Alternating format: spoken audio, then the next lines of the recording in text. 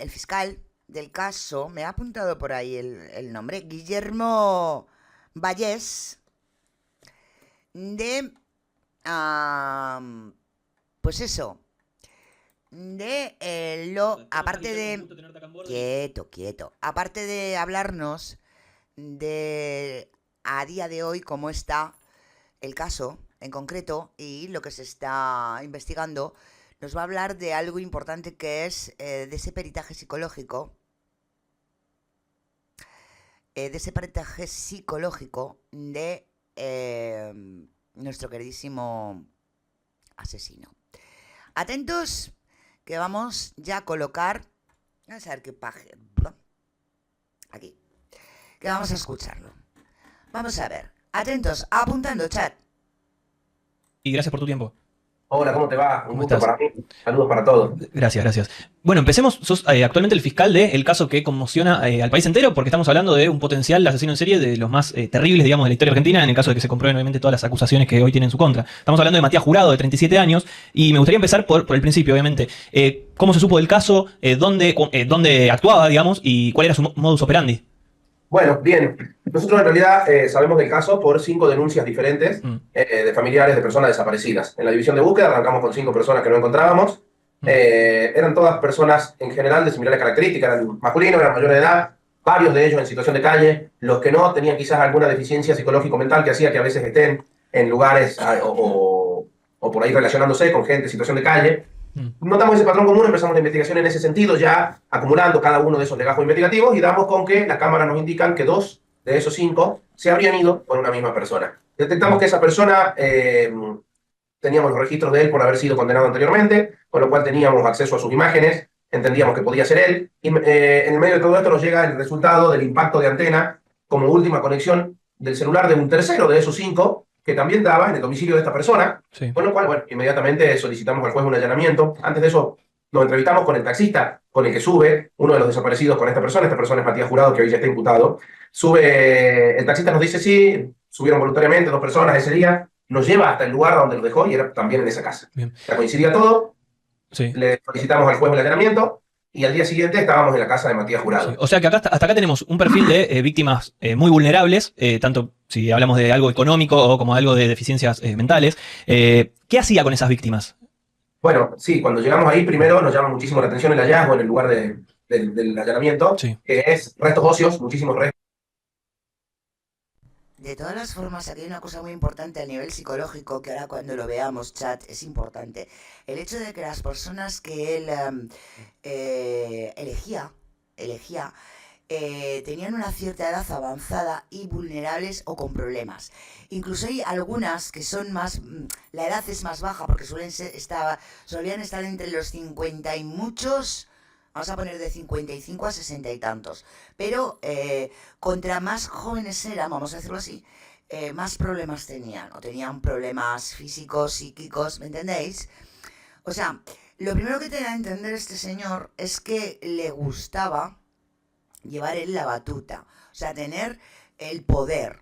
Vamos a decirlo así. Para él el poder, el tener o mantener el poder es importante. Y eso es algo que tenemos que tener claro a la hora luego de valorar lo que vamos a valorar.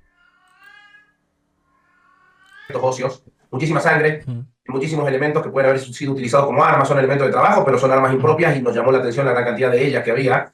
Encontramos mucha sangre, mucho combustible y vivía con un menor, un chico de 16 años, al cual preservamos en ese momento, lo llevamos, y el chico que destapa toda otra gran evidencia porque dice yo quiero declarar porque ahí pasaban cosas malas y en el momento en el que declara esas cosas malas que pasaban, bueno, básicamente detalla que su tío los días viernes generalmente salía a captar a esta gente vulnerable o en situación de calle en su mayoría, los llevaba a tomar bebidas alcohólicas y posteriormente los mataba, descuartizaba y prendía fuego sus cuerpos para luego sacarlo en bolsa de residuos. Eso es lo que nos... ¿Todo eso declaró el sobrino? Todo eso declaró el sobrino que vivía con él. Sí. ¿De cuántas víctimas más o menos estamos hablando? De potencialmente, ¿no? 5 se investigan actualmente, pero puede haber muchas más, entiendo. Y nosotros hablamos de estas 5 porque son las personas que aún no aparecen después de tantos días, Sí. pero que aparte tenemos una vinculación directa con Matías Jurado de haber estado en su domicilio. Encontramos ahí la ropa de las víctimas, seguimos encontrando muchas más cosas, muchas mayores evidencias. No descartamos que pueda haber más víctimas porque tenemos todavía desaparecidos en esa división de búsqueda sin que hayan sido habidas varias personas de similares características, situación de calle, hombres mayores de edad. porque ahora lo primero que tienen que hacer es, porque hay un parámetro muy básico, recordáis, ¿no? Es la edad y el día. O sea, ahora dentro de todas las personas o el listado de personas que tenga el municipio o la zona de tantos años vulnerables que cumplan esos parámetros y que fuera viernes, tienen que ver si hay alguna relación con o puede tener una relación con este señor, con este tal Matías Jurado. Ojo. O sea, ahora lo primero que realmente, o lo más importante que tienen que hacer, aparte de todos los rastrillajes y todo el tema, es el hecho en que tienen que coger esos listados de desaparecidos y si en Jujuy. Y ver cuántas personas entrarían dentro de desaparecieron un viernes y dentro de que desaparecieran el viernes fueran de tal edad y con una vulnerabilidad, sea porque estén en calle, porque física o psicológicamente sean vulnerables y sobre todo si tienen contacto con esa asociación. Dentro de todos esos parámetros tienen que buscar en todos esos listados, ojo al piojo, que creo que es algo que hay que plantearse para saber realmente o poder entender cuántas víctimas, ¿no? Sí. El sobrino parece que también tiene que declarar. Ojo porque también parece ser que la hermana abandonó la casa, ¿vale? La abandonó el padre del asesino, porque parece que era maltratado también, y la hermana también abandonó, pero no solo abandonó al hermano, sino que abandonó a su hijo de 16 años, que es lo que está saliendo ahora. Vamos a seguir porque eso tiene mucha tela. Que probablemente vayan a estar vinculados o no, no lo descartamos, pero tampoco todavía hemos hecho alguna formalización en cuanto a acumular esas investigaciones. Sí tenemos la línea investigativa activa, por supuesto. De hecho, hemos pedido a los familiares de los 5 desaparecidos, de los que hablamos en el primer momento, como también de 2 personas más, es decir, 7 familiares hasta este momento, para que nos den sus muestras para poder sacar ADN y en el caso que los restos óseos, primero determinemos si son humanos, estaban muy deteriorados, quemados. En el caso de ser humano tenemos que ver si podemos sacar de allí muestras de ADN. Bueno, en ese caso empezar el cotejo justamente con las muestras que nos están brindando los familiares de la persona desaparecida. Y el sobrino, entiendo que declaró y que también se le hicieron algunos estudios o peritajes, ¿tenía algún maltrato? ¿Se constató algún maltrato que recibía por parte de su tío? No sé. Fue muy vulnerable desde el contexto en sí, no vivía con su madre, no vivía con su padre, la madre y la hermana de Matías Jurado estaban en situación de calle, hace mucho tiempo se había ido de ese domicilio, él vivía con ese tío que hacía estas cosas. Un tiempo antes había vivido hasta ahí también su abuelo, pero su abuelo, Matías Jurado, lo maltrataba muchísimo, lo golpeaba y por eso se había ido. Pero fijaros de lo que estamos hablando, equipo, que eso me parece brutal. Nadie dijo o puso en conocimiento de las autoridades que había un crío de 16 años, menor de edad, con un espécimen como este, porque ya aunque no se supiera la realidad, que era que este señor es un asesino en serie, sí que se sabía, como hemos escuchado a los vecinos decir, que este señor consumía y que este señor, además de consumir, era peligroso. Tenía mala leche, vamos a decirlo así para que nos enteremos todos. Ojo, imagino que este menor con esta edad también estará consumiendo y también, pues, vamos, nos podemos esperar lo peorcito. Aparte de que este chico, me imagino yo que el tratamiento psicológico, que va más bien psiquiátrico y psicológico, los dos, va a tener que ser interesante e importante, O sea, ojo lo que estamos viendo ahora también con el tema de los menores. Es un chico que no estaba escolarizado, que ya había entrado en ciertas adicciones, entonces muy vulnerable. Así que preservamos también todo lo que es su integridad. De hecho, la cámara Gesell en la cual él declara fue muy concisa, fue muy escueta por justamente el estado en el que se encontraba. Recién se había allanado el domicilio. Casi de shock. Claro, exactamente. En un estado de shock podría decirse, dijo, yo no quiero hablar más, yo me quiero ir a mi casa, entonces cortamos inmediatamente. Ya teníamos todos estos datos, pero sí entendemos que podemos ampliar. Hombre, entendemos que podemos ampliar si la cámara Gesell fue así, el chaval no se encontraba, que es lógico que una cámara Gesell funcione así, esa cámara Gesell hay que repetirla en un estado en el que el menor esté, en principio con un tratamiento, a ver, no, en principio con un peritaje psicológico, previo a un tratamiento, por supuesto, y hacerle una cámara Gesell porque este chico tiene que saber muchísimo. El estado de shock, claro, te ha pillado. Y si llevaba los años que llevara este hombre asesinando a personas, pues este chico, este menor de edad, puede dar alguna base o algún, ¿cómo decir?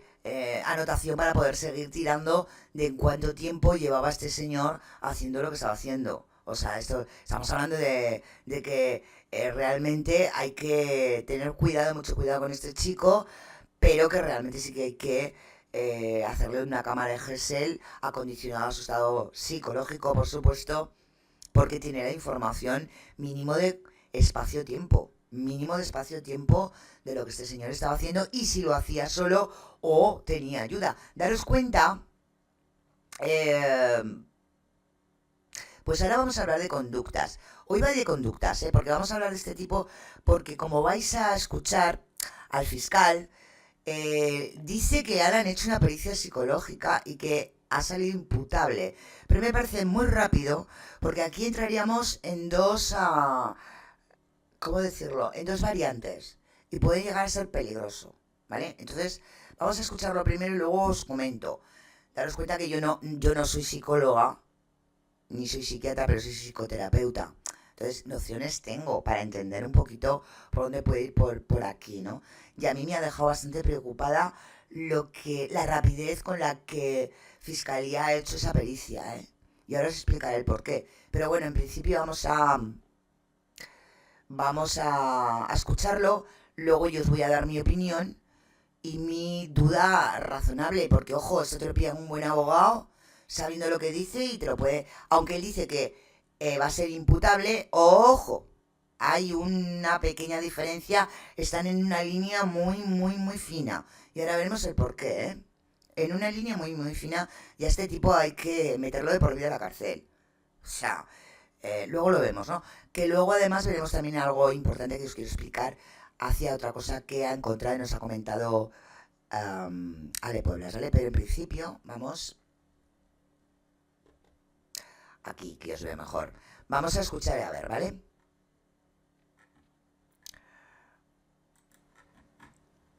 Si es que el menor en algún momento, a ojos de profesionales de la salud intervinientes, nos dicen que puede volver a declarar, bueno, por supuesto, va a ser una declaración que va a servir mucho si podemos tener más especificaciones de su parte. Sí, y sobre Matías Jurado, que bueno, es obviamente el acusado, se declaró inocente, entiendo, hasta el momento, pero entiendo que también se hicieron estudios, peritajes. ¿Qué se pudo saber a través de esos peritajes? ¿Es consciente, digamos, de los crímenes que pudo haber cometido? Y bueno, respecto a Matías Jurado, como bien vos decís, él ya ejerció su derecho de defensa, él declaró, dijo que era inocente, no se limitó a decir básicamente eso, no mucho más. Respecto de, se le está haciendo ya las pericias psicológicas a los fines de determinar por ahí su perfil y todo lo que le puede haber llevado a esto, sí. Pero sintetizando lo que por ahí interesa a los ojos del derecho penal es imputable. Ya tenemos el examen mental del imputado hecho por los profesionales de la salud que nos dicen que Matías Jurado comprende la criminalidad de sus actos y puede dirigir sus acciones. Sí, pero ojo. Sí, pero ojo, aquí hay una línea muy fina que es la que yo quiero explicar. Realmente tal y como ha hecho las cosas y cómo se ha llevado a cabo, o cómo ha llevado a cabo, sobre todo en el tiempo, y contra más, vamos a decir, tiempo, más vamos a tener o vamos a ver esa línea fina. Y ahora os voy a explicar por qué. Por lo que este hombre tiene en su psique, ¿no? Es que no es lo mismo que me da igual. Ahí, ojo que podemos tener un problema. Y un buen abogado te lo va a pillar.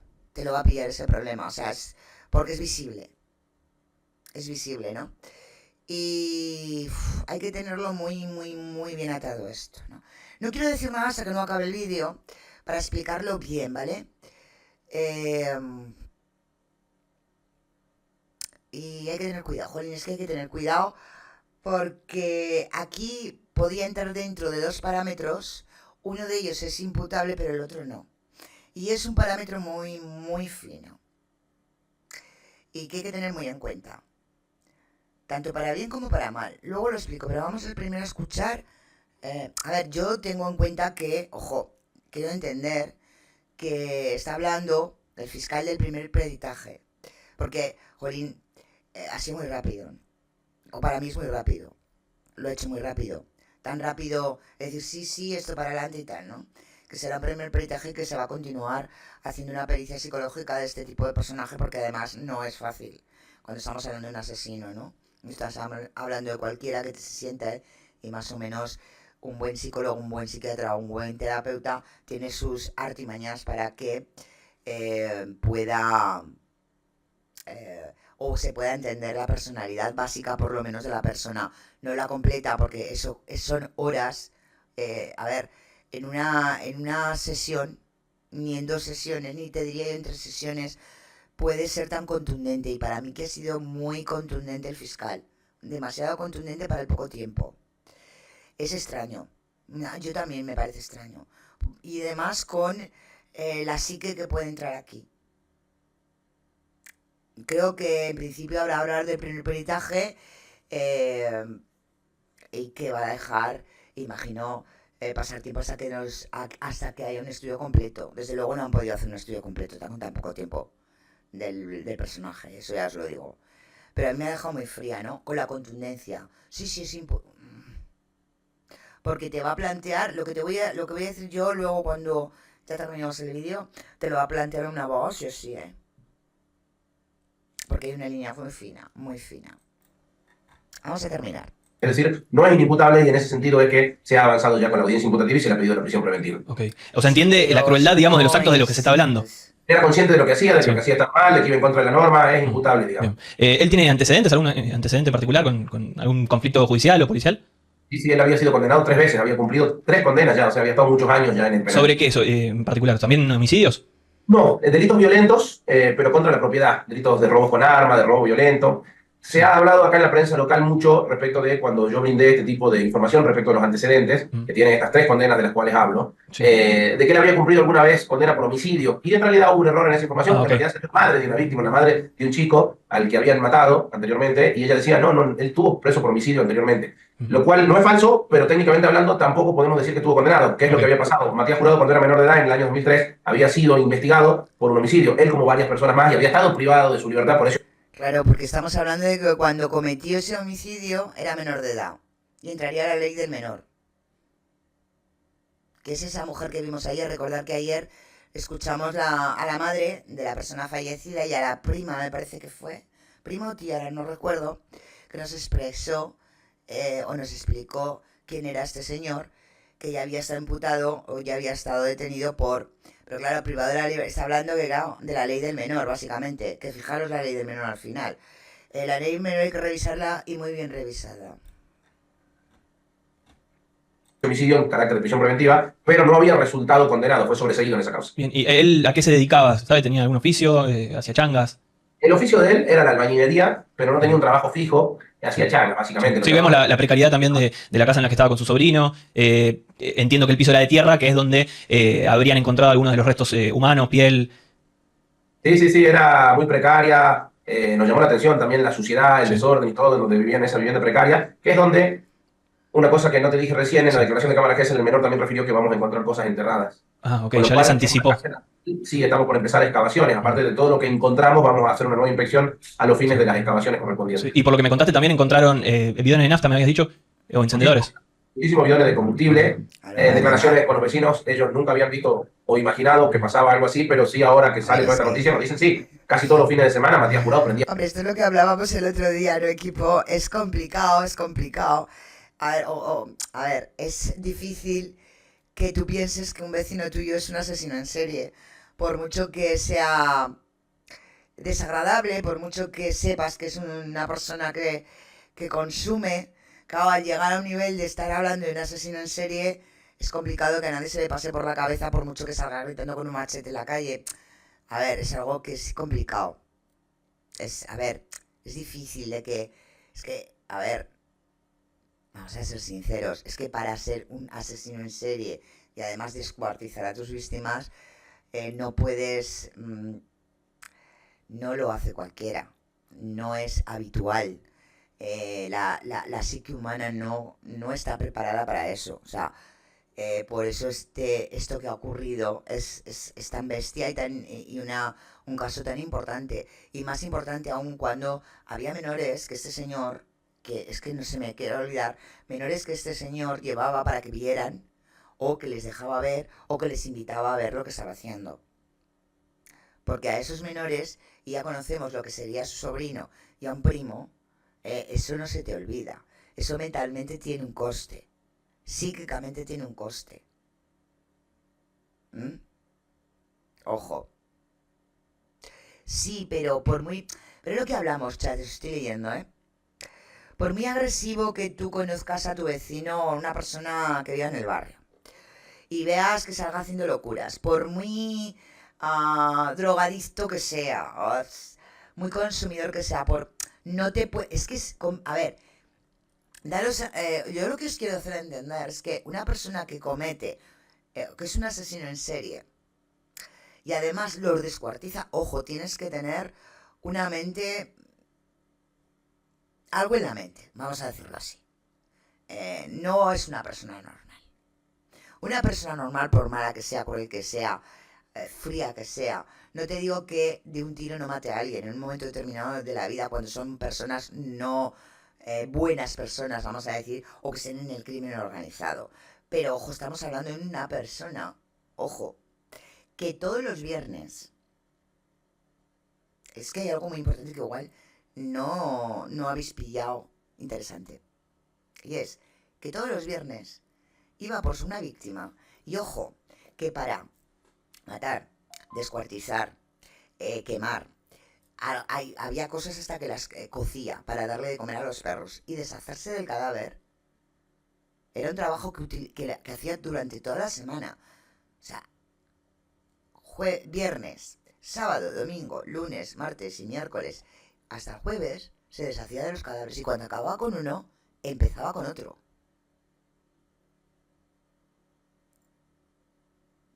No sé si os habéis dado cuenta de lo que hacía este hombre. O sea, que acababa con uno y empezaba con otro. Porque, ojo, eso es un trabajazo. A una persona no es tan fácil descuartizarla, ¿eh?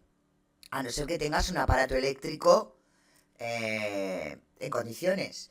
Y por lo que estaban diciendo, era con machetes y con sierras. O sea, eso no es tan fácil. Los mataba. Los descuartizaba. Los sacaba los órganos. Les daba de comer a los perros los órganos blandos. Ojo lo que estoy diciendo, que es una animalada, pero todo eso hacía durante toda la semana hasta el viernes siguiente. Los quemaba. Y luego iba deshaciéndose por partes. Incluso algunos los enterraba y otros los llevaba afuera. O sea, eso es un trabajo que igual no empezaba el lunes y acababa el jueves, pero, vamos a ver, perdón, el viernes y acababa el jueves, pero igual empezaba el viernes y acababa el miércoles. O sea, utilizaba gran parte de la semana para eso y acababa con uno y empezaba con otro. Ahí es donde voy, luego lo vemos, Pilar. Pero yo no tengo tan claro que no te puedan meter que no sea imputable, ¿eh? Y esto una psique humana, a no ser que esté tocada, lo aguanta, ¿eh? Porque la persona no está hecha para según qué cosas. Porque no es lo mismo, equipo, no es lo mismo coger a una persona y pegarle un tiro que hacer lo que ha hecho este hombre, ¿eh?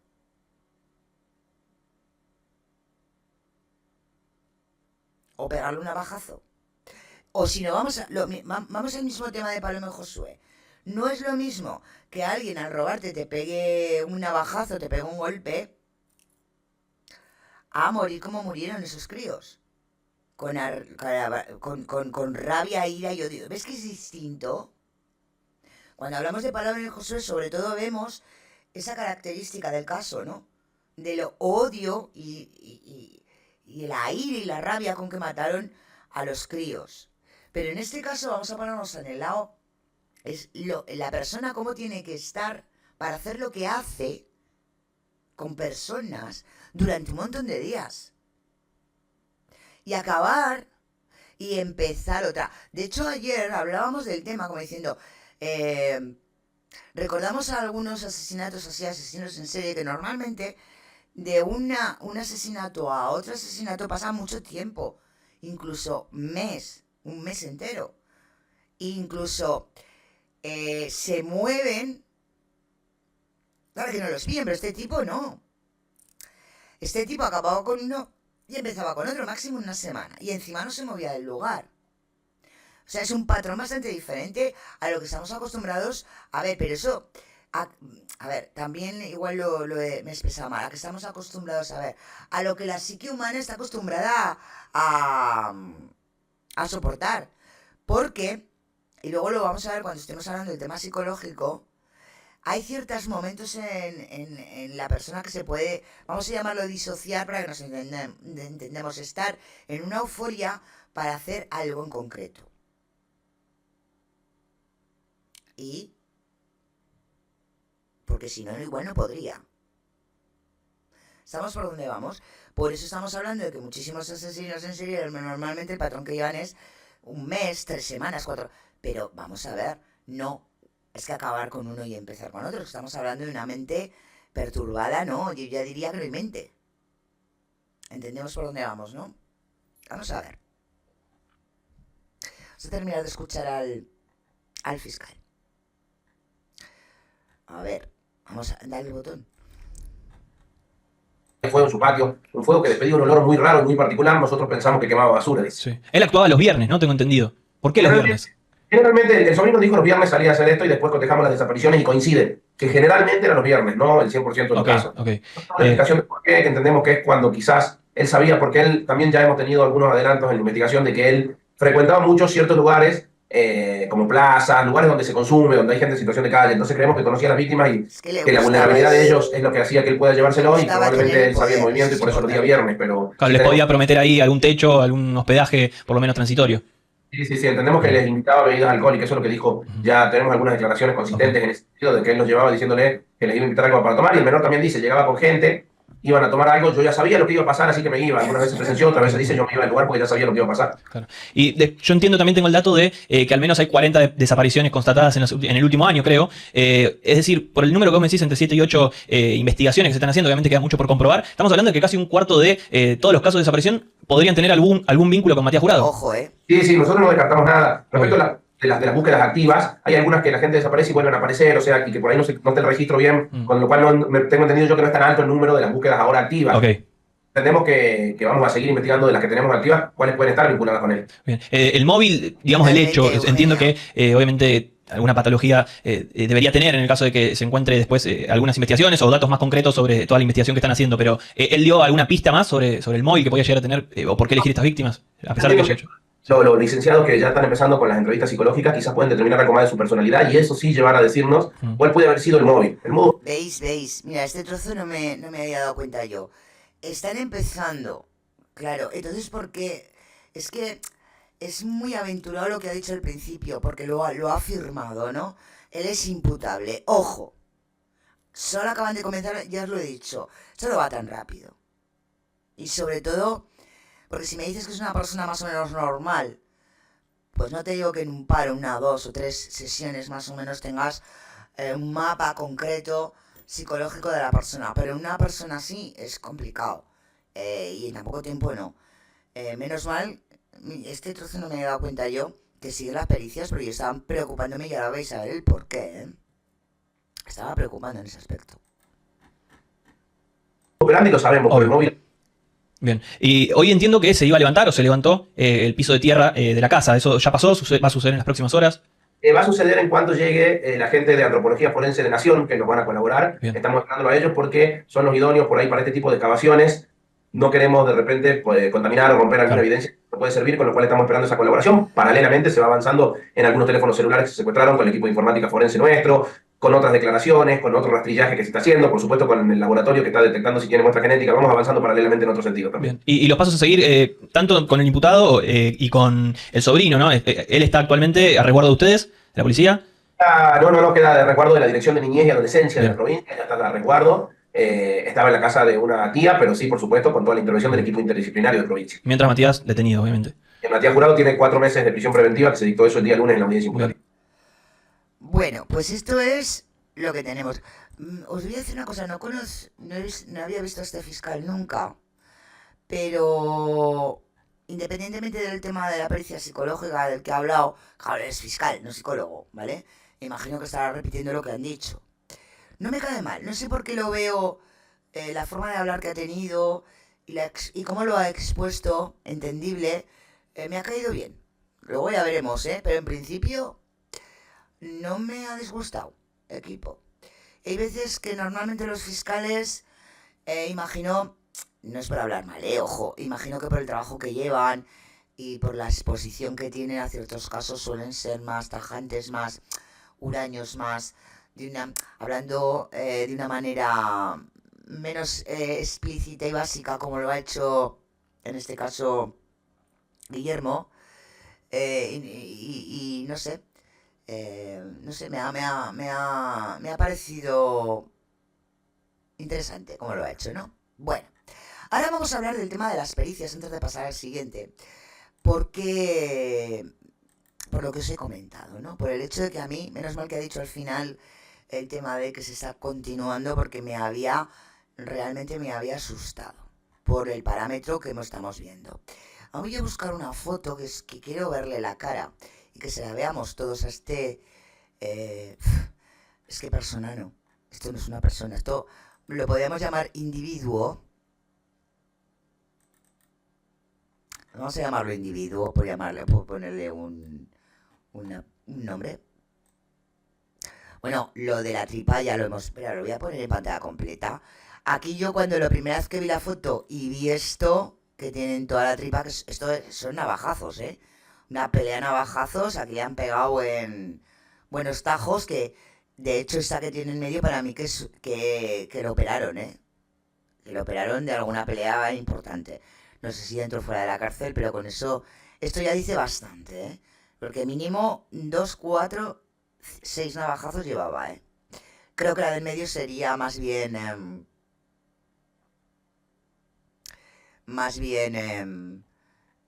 imagino una incisión para, pues eso, para operar. Pero vamos a ver la cara, que es a mí, la cara que es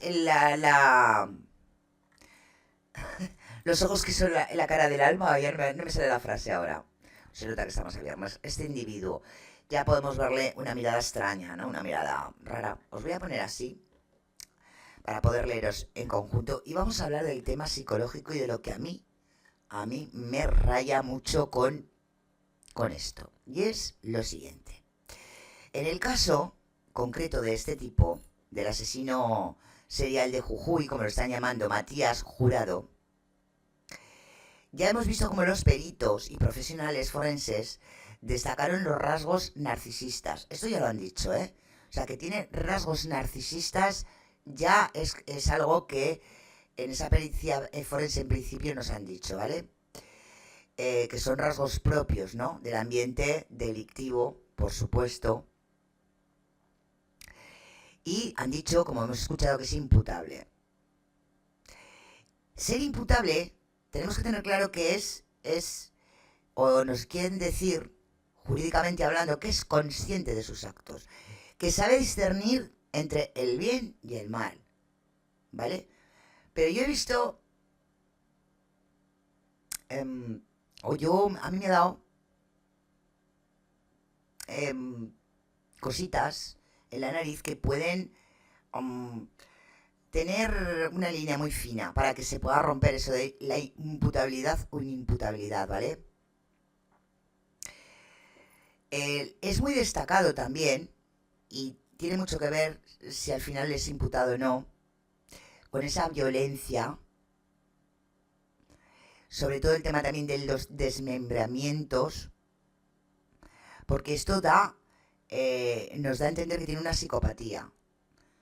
Ya sabéis que los psicópatas son fríos, manipuladores, y que suelen tener control. Los psicópatas se controlan bastante, saben tener un control. De hecho, tienen control de tiempo y espacio. Los viernes hago esto y esto, Pero aquí tenemos dos clases. En este caso, puede ser un psicópata psicótico, que es muy diferente a la psicopatía normal, ¿vale? Podría entrar la psicopatía como psicópata o como psicótica. Y ahí está la línea, ¿vale? ¿Cuál es la diferencia? El psicópata mantiene un control. Entonces es imputable. Pero un psicótico tiene pérdidas parciales de la realidad. Y ahí sí que puede entrar la posibilidad de que lo pudieran, o que pudiera entrar a ser inimputable. Y tiene los dos rasgos, ¿eh? Ojo. Este tipo de gente que es tan fría, lo voy a volver a repetir para ver si me entendéis, si no, ahora leo el chat. Vamos a ver, si lo que estamos hablando para la inimputabilidad es simplemente esos rasgos psicópatas,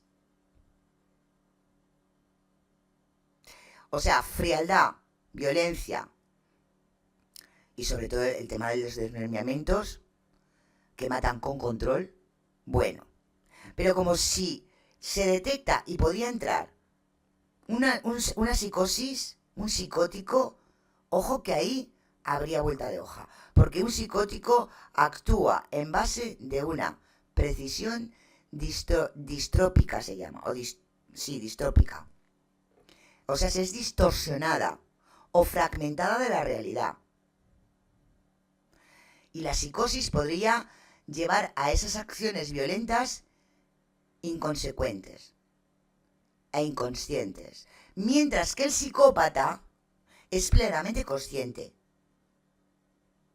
Y ojo que, al ser descuartizador, podríamos entrar dentro de ese de poder tener momentos psicóticos en los cuales alegar pérdida de perceptibilidad de la realidad, ¿eh?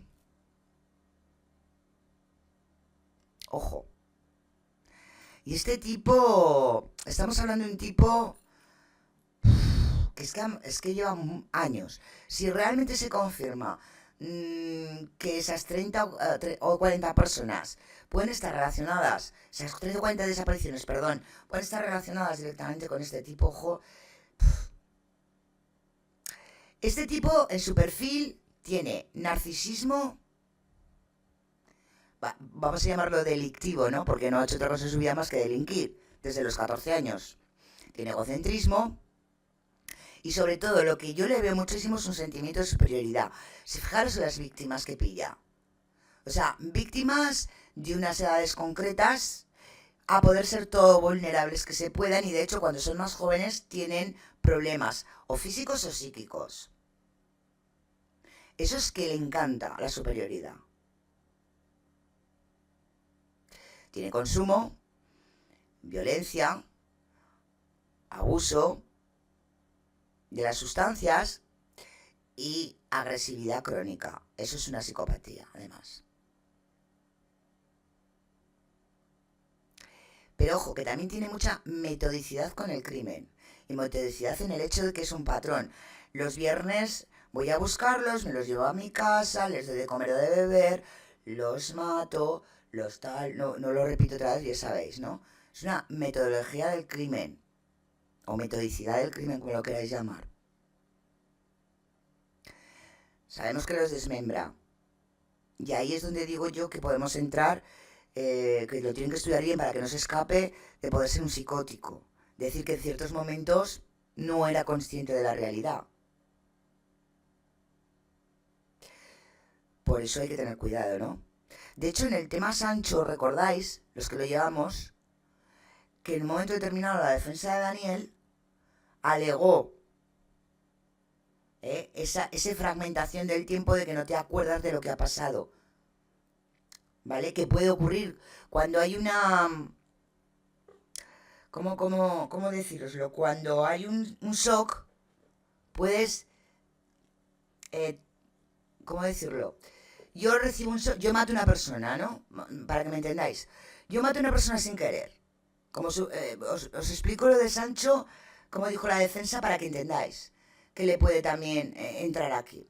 Yo mato a alguien sin querer y resulta que recibo un impacto tan grande porque esa persona además sé quién es y que me puede hacer daño a mí o a mi familia o por dónde viene, y en ese momento determinado sufro una psicosis y desmembro a la persona. ¿Entendéis por dónde voy? Eso se ha usado en juicios y ha ocurrido realmente también. Ojo, no es que en todos los juicios que se haya planteado haya sido real, pero también ocurre. Se llama psicosoc. De hecho, hemos hablado alguna vez del psicosoc aquí en el canal. Por eso digo que aquí hay una línea muy fina, ¿vale? Muy, muy fina.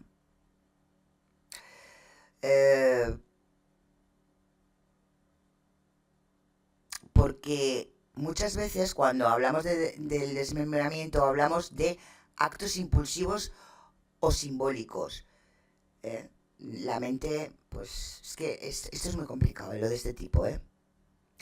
Recordemos que selecciona las víctimas, las vulnera, bueno, todo esto ya es que me lo apunto todo para que no se me olvide.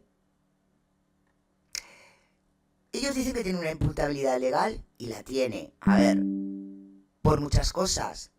Sobre todo por el hecho de la veracidad de que hago esto y esto conlleva a que llevaba un parámetro que sabía lo que hacía. Pero vuelvo a repetir. Ojo. La parte psicótica, ojo. Y entraría. Esto hay que tenerlo muy claro. El perfil narcisista, en este contexto, en un asesino en serie, se suele caracterizar por unas constantes necesidades de admiración. Por eso vemos también el que a su sobrino y a algún otro le dijera, oye, entra, vais a ver, ¿recordáis? Una falta de empatía hacia los demás, por supuesto. Una autoestima muy vulnerable hacia todo, hacia críticas, por eso reconocía o iba a buscar víctimas a las que poder tener, que no se le fuera, que el poder siempre lo tuviera a él, entender lo que os quiero decir. Por eso buscaba sin techos, por eso buscaba, pues eso, ¿no? Su narcisismo, es que aquí le entrarían los dos y cada vez que pienso que tienen cuidado con esta gente. Bueno, estos parámetros los suelen tener, como digo, los asesinos con rasgos narcisistas, necesidad de poder, como he dicho, de control. Por eso busca personas vulnerables. Tienen un ego muy exacerbado. Se sienten amenazados o heridos por todo. Por eso busca la vulnerabilidad. Tienen muchos arrebatos, por eso hablo, por el tema de los arrebatos que tienen, hablo de esa parte psicótica que pueden tener. Eso los lleva a la ira, a la venganza, al resentimiento, y son muy manipuladores. En este caso igual no mucho, en el sentido que la manipulación imagino que la usaría solo en el término de poder llevárselos a casa, o como nos decía Chat, que le hemos estado escuchando, oye, que te voy a dar de comer o que te voy a dar un trabajo, ¿vale? Pasa es que la manipulación, sí, es que yo no lo veo muy manipulador, lo veo más engañabobos, ¿entendemos? Más, yo chico no lo veo realmente manipulador, lo veo, pues, un parámetro que he aprendido para engañar a las personas y llevarlas a su terreno, porque la agresividad que tiene luego a la hora de su vida diaria, nos lo han contado los vecinos, si fuera un manipulador nato y si supiera llevar a la gente, la utilizaría y no iría por el otro tema. Por eso ahí entra más, es que cada vez que lo pienso más, le veo algún rasgo psicótico que otro. No te digo que un 100%, pero sí. Sí.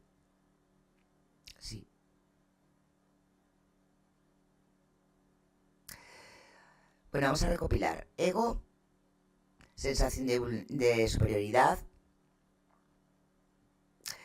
necesita admiración, necesita reconocimiento, porque lo hemos visto con el sobrino. No hay empatía, no hay remordimiento. Hombre, remordimiento nulo. Estamos hablando de mínimo, si todo lleva la línea que lleva, puede estar hace un año o más matando a este tipo, Es un perfil, se observa en el asesinato, en los asesinos en serie en general. Y eso que estamos hablando de asesinos en serie, que lo que más dada tenemos es que dentro de un asesinato a otro podrían pasar hasta un mes. Porque buscan controlar, buscan dominar, y controlar y dominar en tan poco corto de tiempo, espacio de tiempo, de coger a uno y luego matar a otro, es dudoso. Eso sí, tienen mucho sentido, les gusta mucho la grandiosidad y el poder. Y ahí es donde entra, pues lo que os digo, ¿no? Que no solo sea un psicópata, que sino pueda ser un psicótico. Es que es un... Veo una línea tan fina en este tipo, y daros cuenta que son condiciones muy diferentes. El trastorno psicótico y el trastorno psicótico son dos condiciones muy distintas tanto en su naturaleza como en su manifestación. Y ahora os lo voy a dejar clarito. Psicopatía es un trastorno psicopático, es un trastorno de la personalidad, caracterizado por una falta de empatía, ausencia y remordimiento y actitudes manipuladoras y antisociales. Los psicópatas tienen una percepción clara de la realidad. Y ahí es donde entraría que sí es, como decía el fiscal, imputable. Pero ojo, porque saben lo que hacen y son conscientes de sus actos. Y no les importan las consecuencias, ni el sufrimiento de otro. Pero cuando estamos hablando de una psicosis, es un trastorno psicótico, es un trastorno mental más severo que implica una desconexión con la realidad, con síntomas como alucinaciones, delirios, ideas falsas y pensamientos desorganizados. Mirar cómo tenía la casa. Y ojo al tema de las alucinaciones, que ahora con lo que vamos a ver vamos a poder entender que puede ser puede tener algún tipo de ser una psicosis. Los psicóticos pueden experimentar emociones intensas y cambios bruscos en el estado de ánimo, y podemos ver ahí también la agresividad. En el estado psicótico, las personas pueden no ser conscientes de la falsedad de sus percepciones y creencias. Ojo, estamos hablando de percepciones y creencias, y lo que puede afectar a su conducta de manera impredecible. Y ahí entrarían las dos, es que entrarían los dos, ¿vale? Y a mí, y hay una línea, no sé si me estáis entendiendo, bastante fina entre uno y otro. Bastante fina entre uno y otro. Y según van llegando las informaciones, la cosa va así, ¿eh? Y ojo que el psicótico no es imputable, ¿eh? Y ojo que el psicótico no es imputable. Es de las pocas inimputabilidades. Es jodido, pero es así. Aquí hay cosas que dan a entender que puede ser. Porque el mantener durante tanto tiempo, tan seguido, lo que estaba haciendo con la carga psíquica que tiene y física es brutal, ¿eh? Es brutal. Yo ahí lo dejo.